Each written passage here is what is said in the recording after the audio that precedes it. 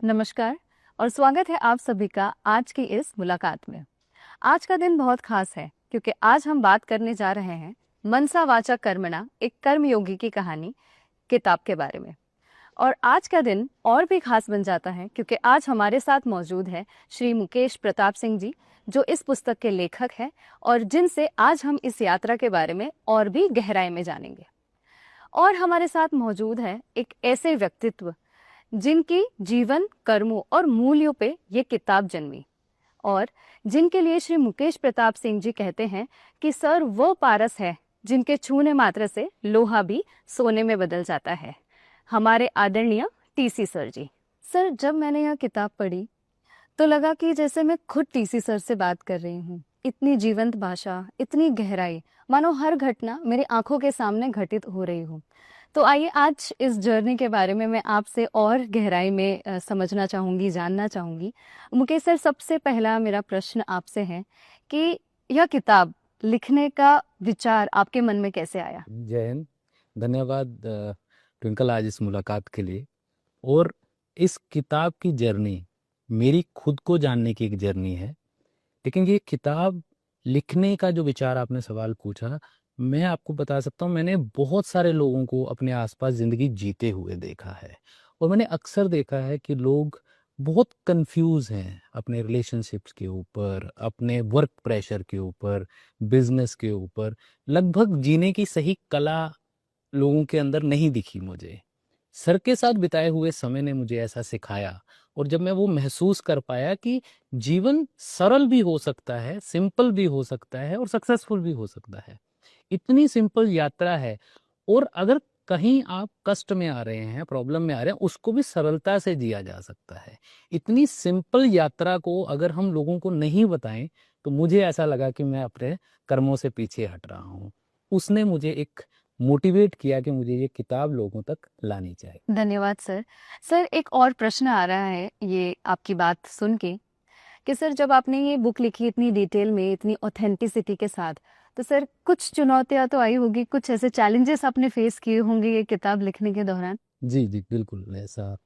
अगर मैं बात करूं तो सबसे कठिन मुझे लग रहा था कि सरलता और सफलता को किस तरीके से हम बुक में लेके आए, क्योंकि लोग की कुछ अपनी मानसिकता है, कुछ अपनी सोच है। ये जिंदगी थोड़ी उससे अलग नजर आती है। उसके साथ ही सर को जितना सर के बारे में बताना था, उससे ज्यादा मुझे इसमें सर के मूल्यों के बारे में, दृष्टि के बारे में बताना ज्यादा डिफिकल्ट लग रहा था इसमें। और कुछ मुश्किलें तो मुझे सर को ये मनाने में भी आई कि सर इस किताब को मैं लिखना चाहता हूँ। तो सर अब ये बहुत दिलचस्प सवाल बन गया टीसी सर कि आप ये बुक लिखने से मना क्यों कर रहे थे? ऐसे क्या विचार थे जो आप में चल रहे थे?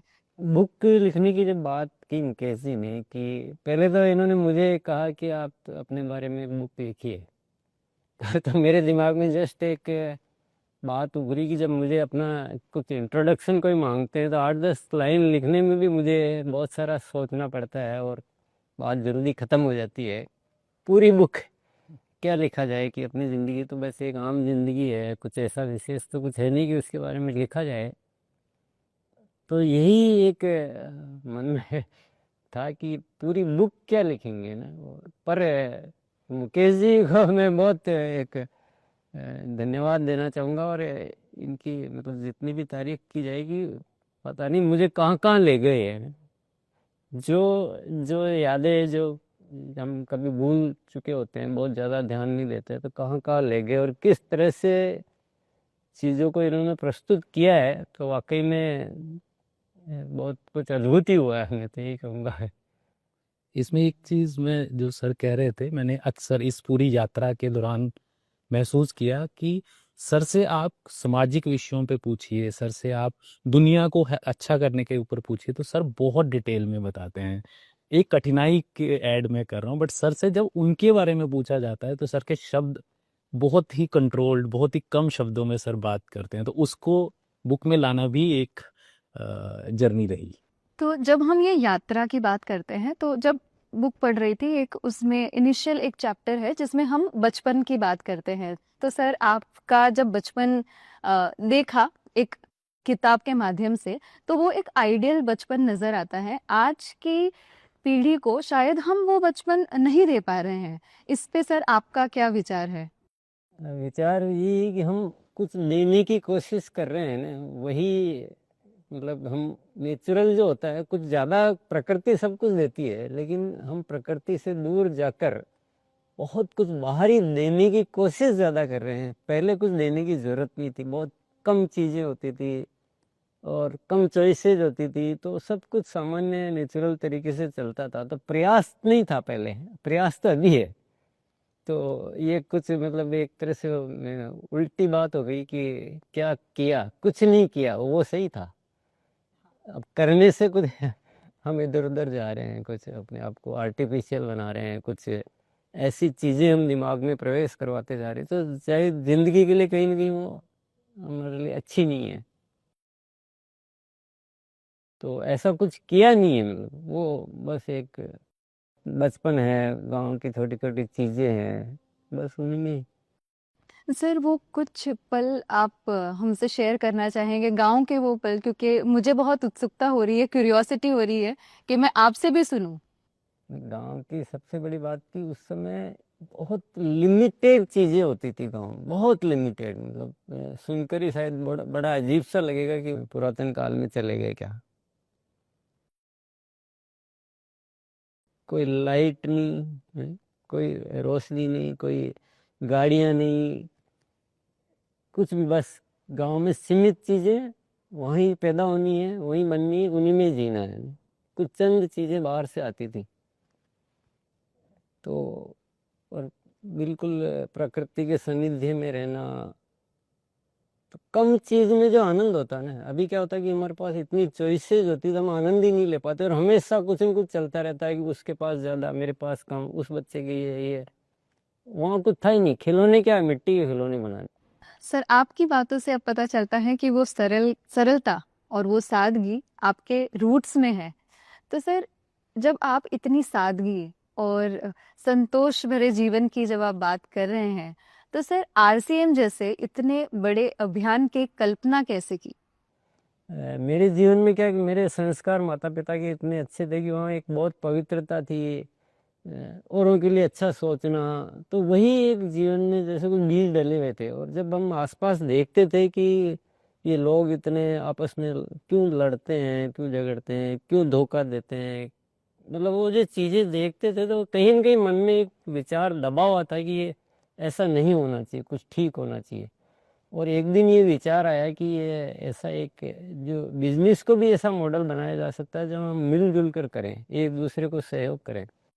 और उस विचार ने इतनी ताकत, इतनी एनर्जी प्रदान की, एक ऐसा संकल्प मन में डिसाइड हुआ, और उसी दिन से ये आरसीएम की कल्पना और आरसीएम का डिजाइन शुरू हो गया। सर यह सुनने में तो बहुत अच्छा लग रहा है, पर क्या ये यात्रा आपके लिए इतनी आसान रही या फिर इसमें भी कई चुनौतियां आई? चुनौतियाँ तो आनी ही थी,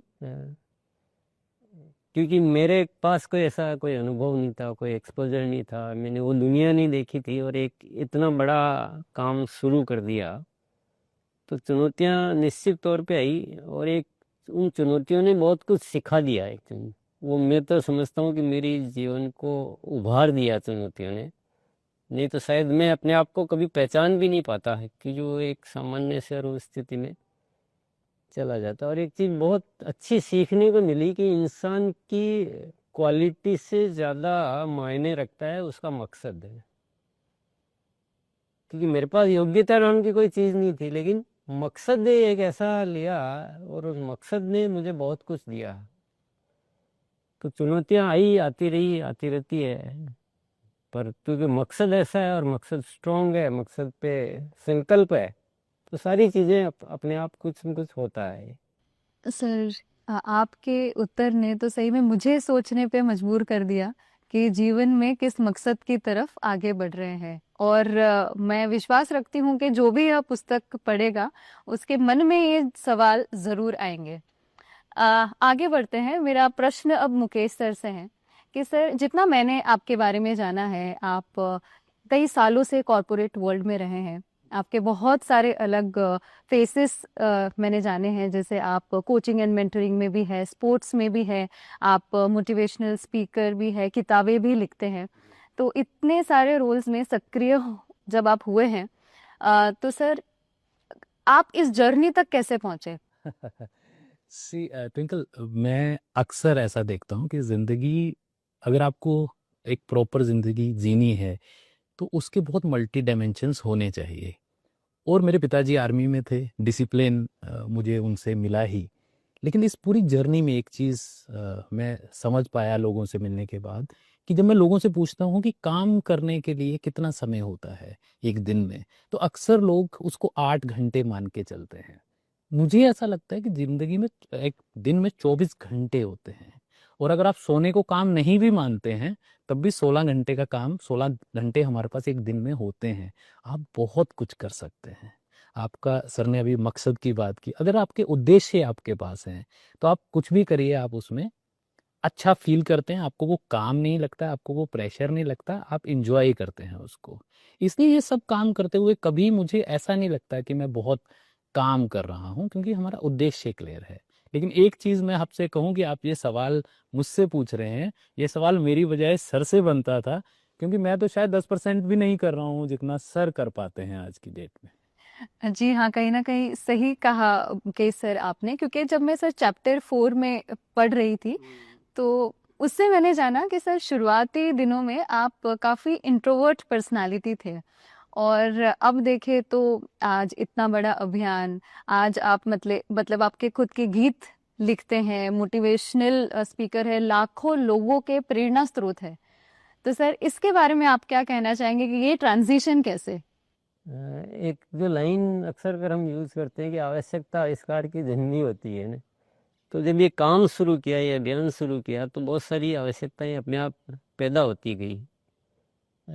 शुरू शुरू में बुक नहीं लिखना आता था मुझे, तो मैंने कुछ साथियों को कुछ कोशिश की कि आप कोई इस बारे में बुक लिख दो, लेकिन क्योंकि जो भाव उन्हें प्रस्तुत करने हैं, जो बात कहनी है, उसको उस अंदाज में कहने के लिए मुझे अल्टीमेटली ये महसूस हो गया कि मुझे ही कुछ करना पड़ेगा। तो फिर प्रैक्टिस शुरू की, वो किया, और धीरे धीरे फिर छोटी सी बुक लिखी, पहले बहुत छोटी सी, और फिर धीरे धीरे ये सिलसिला चलता रहा। क्योंकि बात को आपके अंदर जो है वो बाहर आने की इतनी ज़बरदस्त अंदर एक प्रेरणा है कि इनको बात को पहुंचाना है, तो बुक लिखना आया। फिर ऐसे गीत बनाने की बात आई, तो बाहर से जब गीत बनाते हैं तो वो जो मैं कहना चाहता हूँ वो कोई आता नहीं है उसमें वो। तो ये सारी क्या कि आवश्यकताएं पैदा हुई, और मुझे अल्टीमेटली उसमें कूदना ही पड़ा।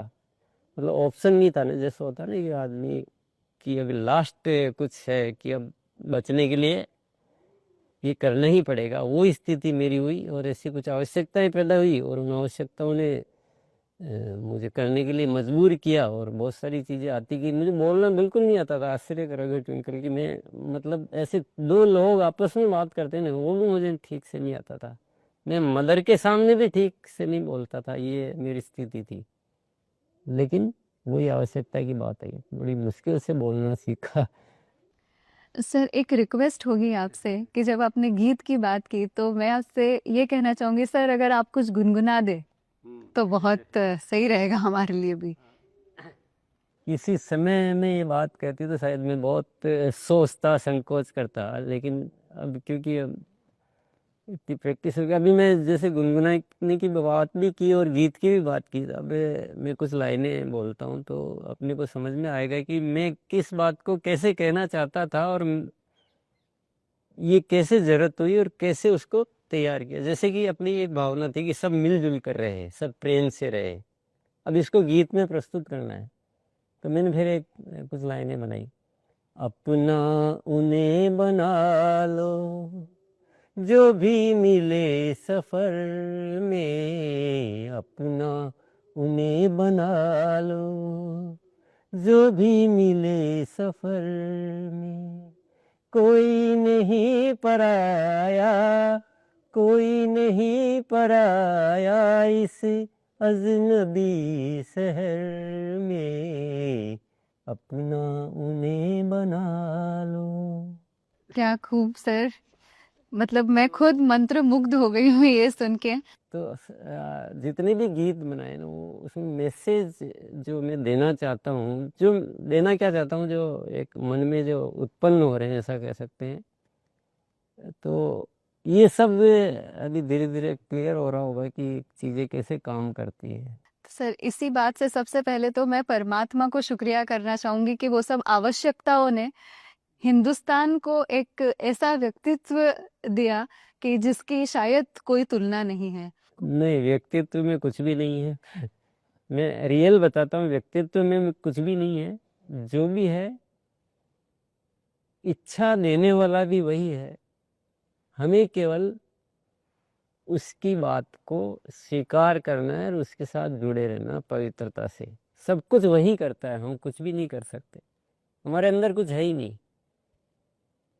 अगर मेरे विचारों में कोई दोष है तो मेरी कृत्यों में पवित्रता आ ही नहीं सकती है। तो मैं अगर ये सोचता हूँ कि मैं बातें ऐसी करूँ ताकि मेरा कुछ स्वार्थ सिद्ध हो जाए, तो मेरे कृत्य में पवित्रता नहीं आएगी, मेरे भावों में पवित्रता नहीं आएगी, मेरे वचनों में पवित्रता नहीं आएगी। तो व्यक्तित्व का कोई बहुत बड़ा मैटर नहीं है इसमें। मैटर सिर्फ शुद्धता का है, पवित्रता का है। सच्चे दिल से चाहो तो ऊपर वाला सब कुछ सहयोग करता है। वो एक फिल्म का डायलॉग नहीं है कि किसी चीज को शिद्दत से चाहो तो पूरी कायनात उसको पूरा करने में मदद करती है। ये जिंदगी का सबसे फेवरेट डायलॉग मैं कह सकता हूँ। सर अब समझ आ रहा है कि आपके विचारों से ये किताब मनसा वाचा कर्मणा ये कैसे जन्मी होगी। तो सर इसी से एक प्रश्न मतलब मेरे दिमाग में आ रहा है मुकेश सर के लिए कि सर यह किताब को पढ़ने का सही तरीका क्या है।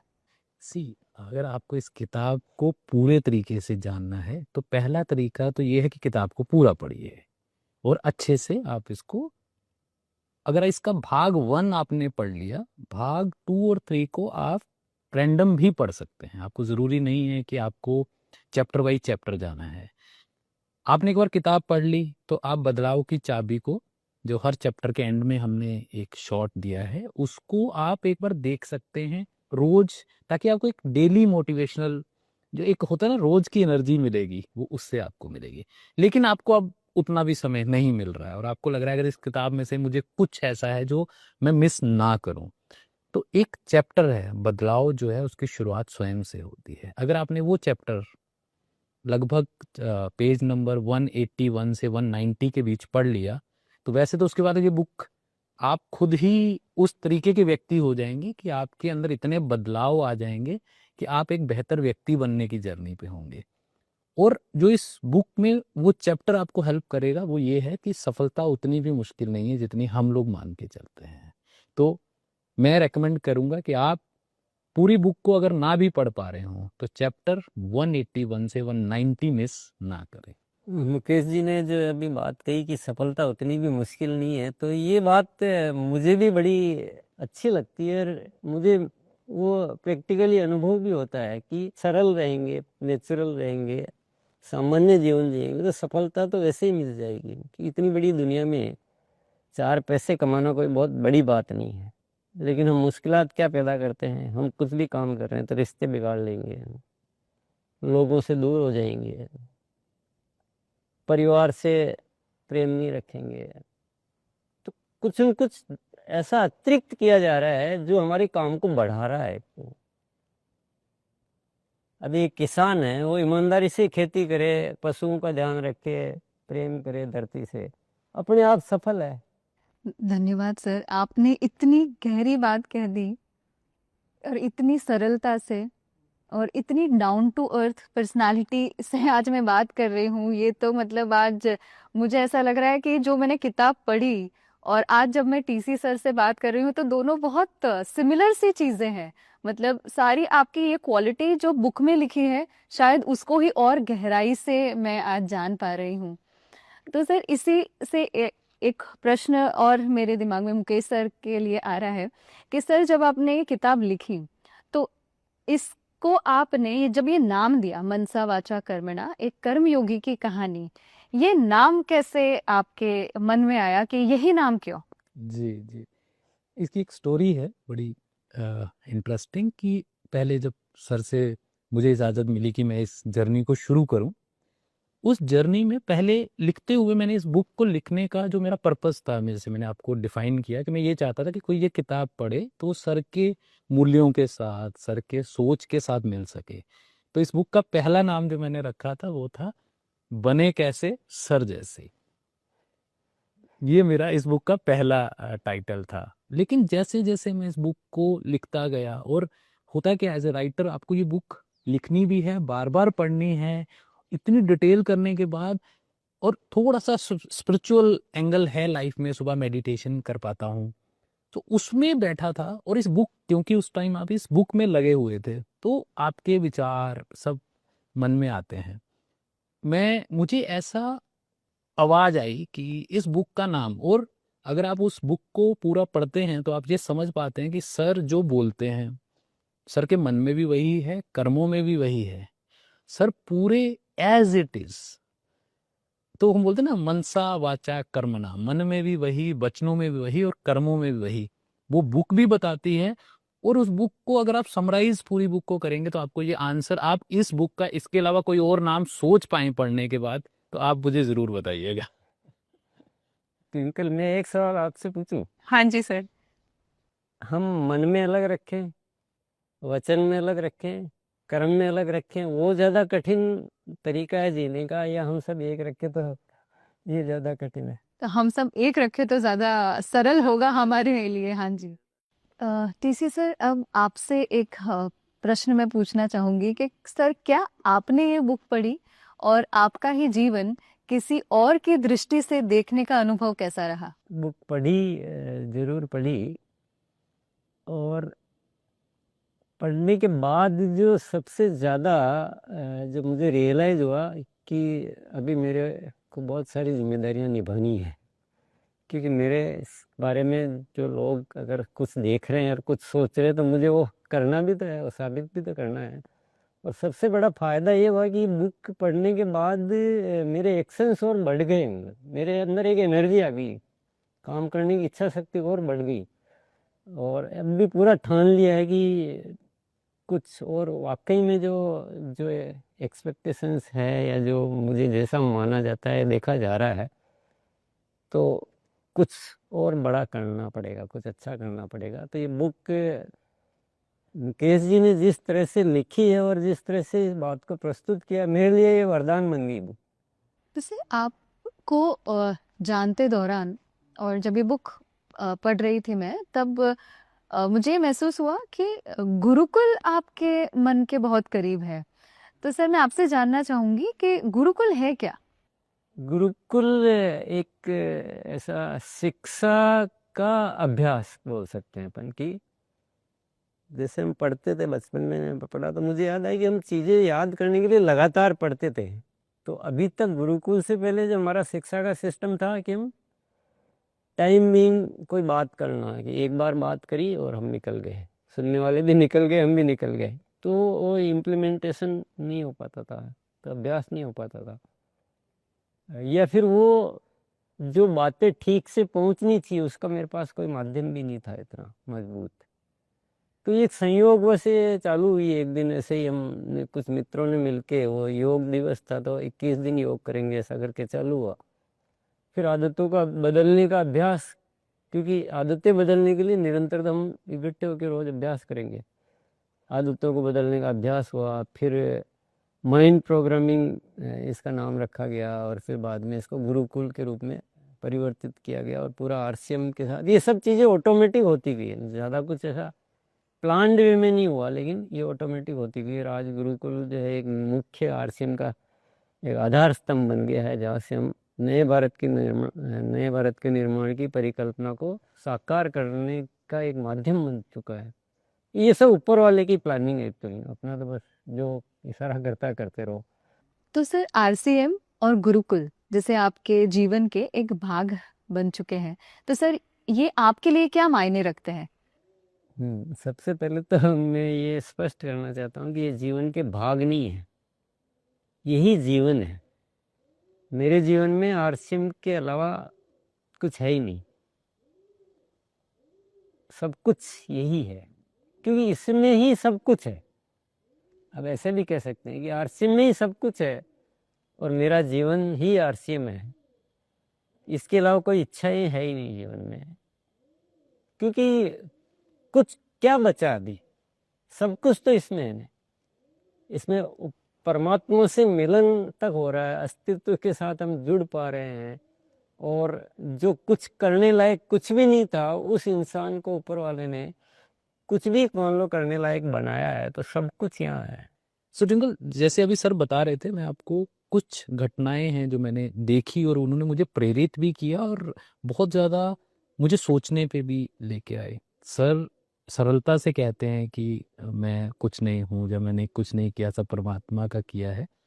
वो मैं ज़रूर मानता हूँ कि सर एक्शन तो ले ही रहे थे, क्योंकि एक्शंस ने ही कन्वर्ट किया है सब कुछ। लेकिन जो मैं बताना चाह रहा हूँ यहाँ, वो ज़रा ज़रूरी ये है कि जब मैं लोगों को आरसीएम वर्ल्ड में देखता हूँ, मैं आरसीएम में अभी पूरी रूपांतरण यात्रा चल रही है और मैंने जगह जगह लोगों को देखा है, लेकिन मैं एग्जाम्पल आपको भी आरसीएम वर्ल्ड का दे रहा हूँ। मैंने लोगों को वहाँ की मिट्टी घर ले जाते देखा है, मैंने लोगों को उस मिट्टी को नमस्कार करते देखा है, और वो एनर्जी आप लोगों में महसूस कर सकते हैं जो लोग आरसीएम वर्ल्ड में खड़े होते हैं, जब वो आते हैं और जब वो जाते हैं। उसको अगर आपको ऑब्जर्व करना है तो आपको उस आरसीएम वर्ल्ड में थोड़ा समय अगर आप बिताते हैं तो आपको समझ में आएगा कि सर जो कह रहे हैं उसका मीनिंग और जो मैं समझ पाया अभी तक उस जर्नी में उसका मीनिंग, इसमें बहुत गहराई है। शायद वो बिना उस धरती पे पांव रखे समझ में नहीं आएगी। ये मेरा एक चीज थी जो मैं सर ने तो ऑब्जर्व की ही होगी, बट मैंने पिछले 3-4 साल में ये देखा है। और आई थिंक एवरीवन एक बार आपको यहाँ पर आके उस एनर्जी को फील जरूर करना चाहिए। जिंदगी में वस्तु में नहीं है, मिट्टी में नहीं है कुछ भी।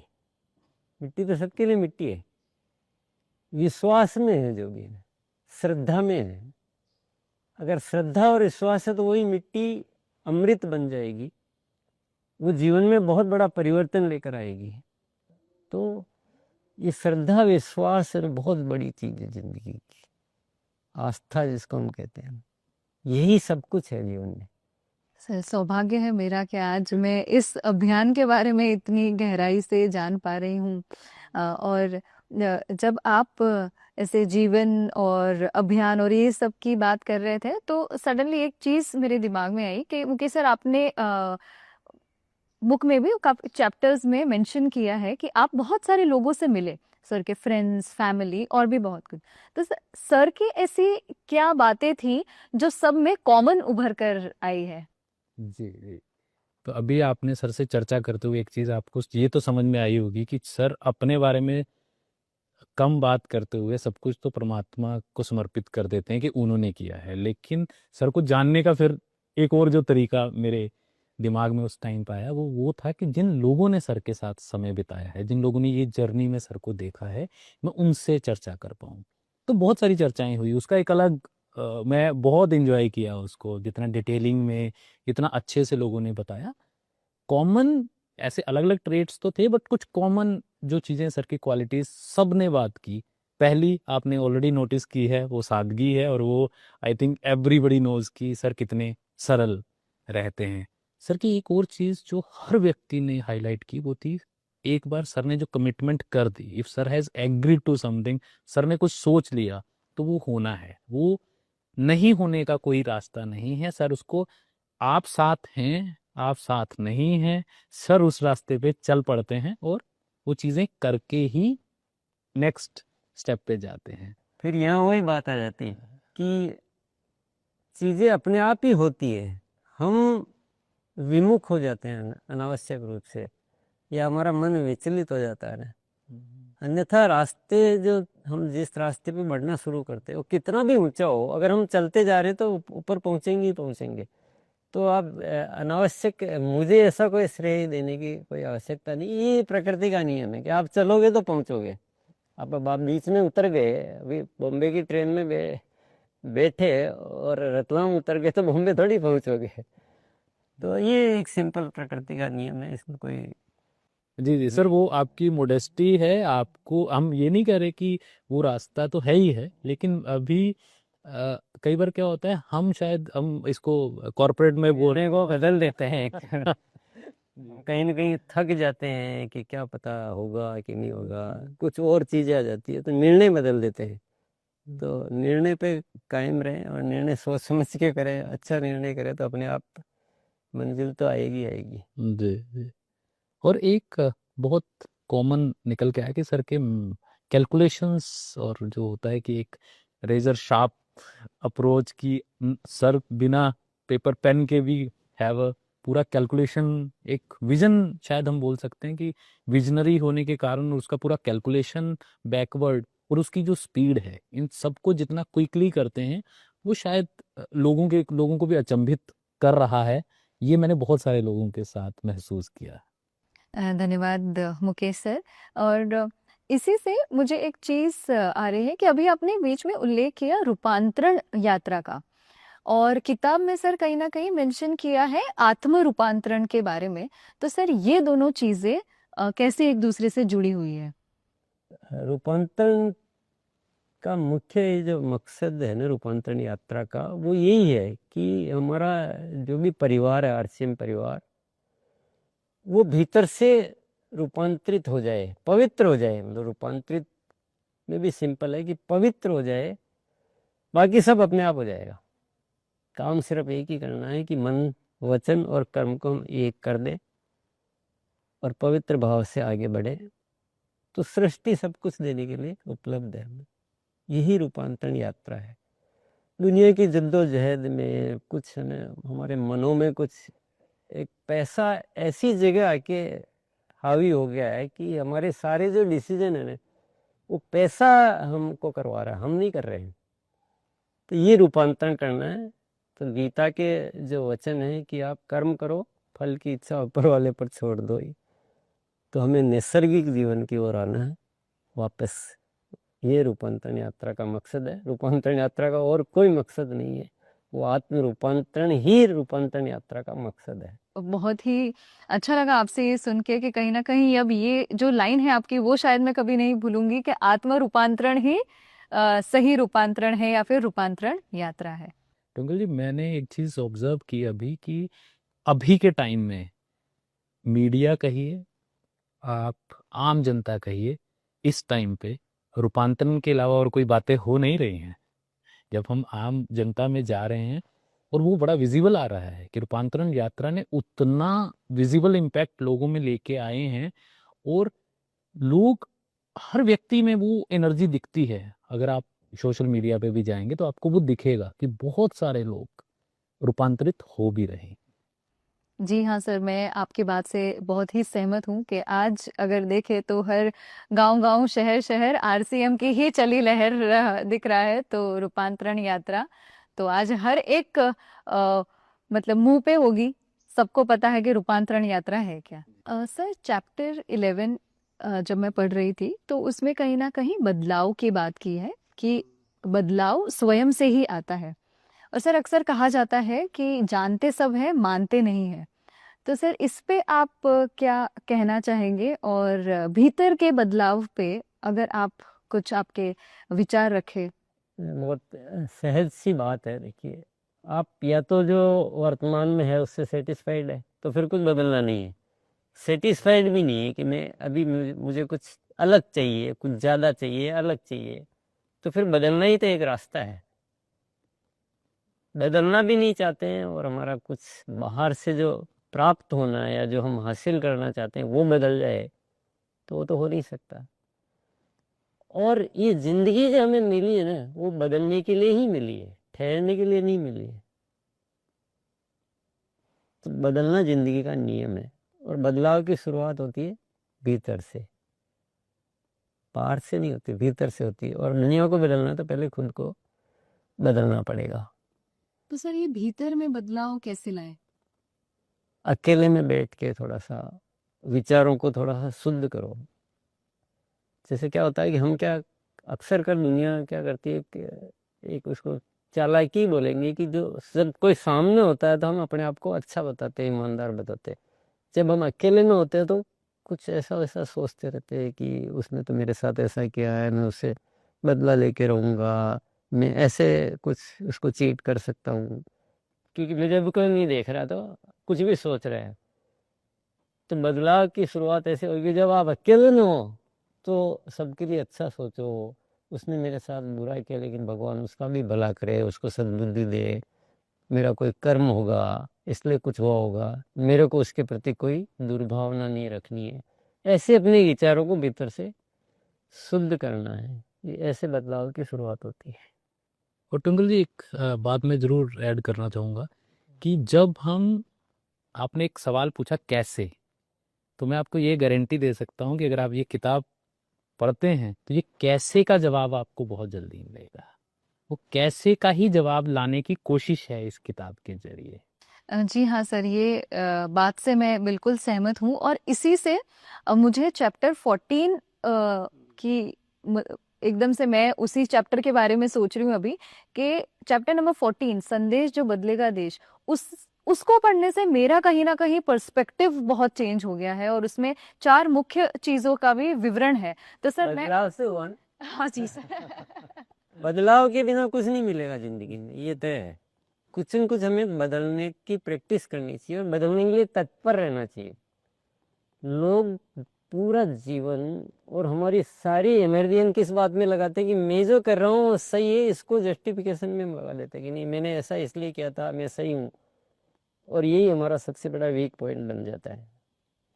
हमें हमेशा ये सोचते रहना चाहिए कि कुछ न कुछ मुझे नया करते रहना है, बदलते रहना है, जो ठीक नहीं है उसको ठीक करते रहना है। जी हाँ सर। तो सर जो चैप्टर 14 में जो 4 चीज़ों का विवरण है उस पे अगर आप थोड़ा सा और आपकी भाषा में अगर और इसे सरलता से और समझा देते तो मैं हाँ, आपको उसमें जब मुकेश जी ने मुझे पूछा कि आप कोई ऐसे 4 विषय जिस पे आप मुख्य सबको संदेश देना चाहेंगे, तो 4 विषय उसने रखे गए थे। एक था राष्ट्र हित की बात आप सोचे, एक ये था, एक था कि हम लड़ना नहीं झुकना सीखें। तो वो भी एक बहुत अच्छी बात है। अक्सर करके हम दुनिया लड़ना इतना सीख गई है कि बात बात पे लड़ने के लिए हम तैयार हो जाते हैं।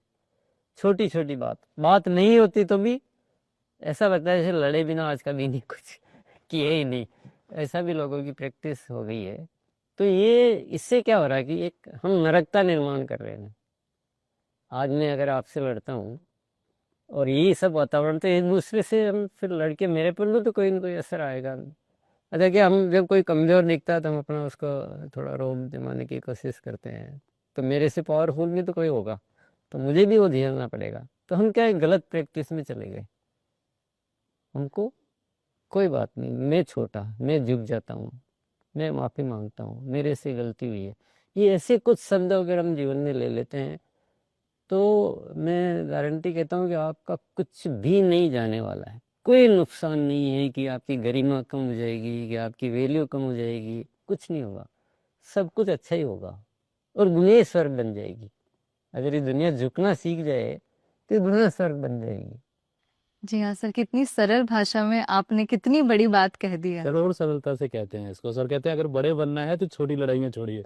अभी अभी राष्ट्राध्यक्ष से देखो मैंने घर में लड़ना सीखा है या अपने आसपास वालों से लड़ना सीखा। अब मेरी लड़ने की नेचर है। अब मुझे बना दो आप कोई अच्छी पोजीशन दे दो, कोई भी है, तो मैं क्या करूँ, उस पोजीशन वालों से लड़ना था। अब किसी को राष्ट्राध्यक्ष बना दिया, आदत तो हुई है ना, तो पूरी दुनिया में विश्व युद्ध इसीलिए हो रहे। आप थोड़ा गहराई में जाएंगे तो विश्व युद्ध क्यों हो रहे? तो झुकना नहीं है मुझे, है ना, मुझे लड़ना पसंद है।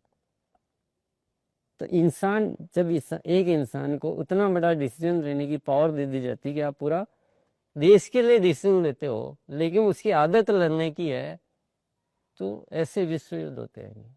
आप ये लड़ने के कारण नहीं गए को आश्चर्य होता है मुझे कि क्यों लड़ रहे, कुछ समझ में नहीं आ रहा क्यों लड़ रहे, कोई कारण ही नहीं है।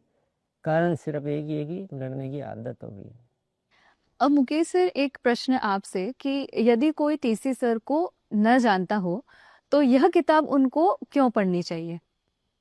Good question twinkle. वैसे ये किताब सर को जानने की नहीं है, अगर मुझसे आप पूछो, ये किताब स्वयं को जानने की है। इस किताब को बनाने का या लिखने का जो मेन पर्पस था वो सर को जानना मैंने इसीलिए आपको शुरू में भी बोला कि सर से पहले सर के मूल्य और असूलों के ऊपर जो बात की गई है वो जानना इम्पोर्टेंट है। सो हर व्यक्ति जो स्वयं को जानना चाहता है, जो जिंदगी में समग्र सफलता जिसको बोलते हैं कि सरलता भी है, सफलता भी है, संतुष्टि भी है, अगर आप इस तरीके का जीवन जीना चाहते हैं तो ये किताब आपके लिए है। धन्यवाद। मुझे बड़ा अच्छा लगा ये लास्ट में, मैं थोड़ा रिलैक्स हो गया कि एक्चुअल में एक जीवन जीने का तरीका जान रहे हैं हम, इसमें किसी व्यक्ति विशेष को नहीं जान रहे। तो बहुत बहुत धन्यवाद देना चाहूँगा, क्योंकि मुझे भी सीखना है ना।